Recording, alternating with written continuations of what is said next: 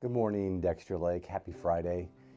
This is our 365 initiative, our devotion for Friday.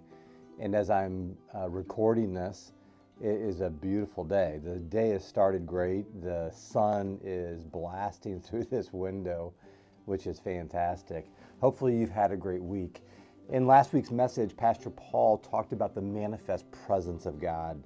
And when I was reading the Oswald Chambers devotion this past Wednesday, entitled Leaving Room for God, it really resonated with me as it tied back to the message that Pastor Paul shared. And I want to read it to you. It's from Galatians chapter 1, verse 15, when it pleased God. As servants of God, we must learn to make room for Him, to give God elbow room. We plan and we figure and we predict that this or that will happen, but we forget to make room for God to come in as He would choose.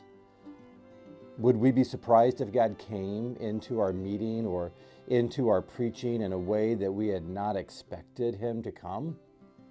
Do not look for God to come in a particular way, but do look for Him. The way to make room for Him is to expect Him to come, but not in a certain way. No matter how well we may know God, the great lesson to learn is that He may break in at any time.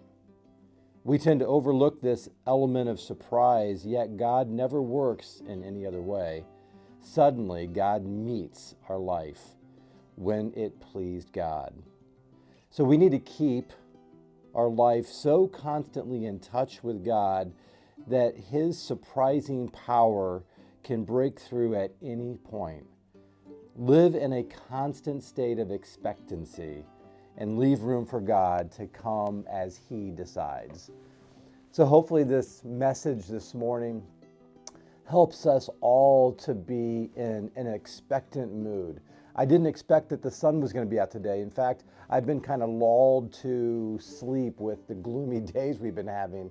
I was so pleasantly surprised driving to work today how beautiful this day is. God has broken and given me the gift of sun. So let's keep believing, keep expecting great things to happen today, especially on Sunday when we come together in corporate worship to see God move in a powerful way. God bless and have an awesome Friday and weekend. See you in church.